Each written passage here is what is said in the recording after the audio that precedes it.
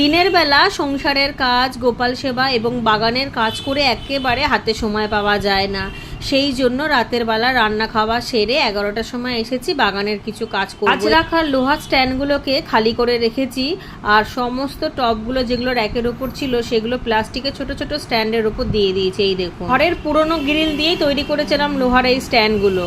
সেখানে 3 বছর হতে চললো, এখনও কিন্তু ভীষণই ভালো রয়েছে। প্রতিটা বছর আমি রং করে দিই। রং করার আগে সিরিজ কাগজ দিয়ে অবশ্যই ঘষে নিতে হবে, তাহলে জং ধরা যে জিনিসগুলো রয়েছে সেগুলো পালিশের মাধ্যমে পরিষ্কার হয়ে যাবে, রংটাও কম লাগবে আর রংটা চট করে ধরে নেবে। তার ফলে রোদ, জল, বৃষ্টি সব কিছু সহ্য করে নিতে পারবে এই লোহার স্ট্যান্ডগুলো। খুব ভালোভাবে ঘষে মেজে নেবো। একটু দেরি হলেও কোনো অসুবিধা নেই, সেই তো বিছনায় গিয়ে ফোনই ঘাঁটবো, তার থেকে একটা কাজ এগিয়ে রাখলে সুবিধা হবে। এক কোট রঙও মেরে দেবো, তাহলে সারা রাতে টেনে নেবে।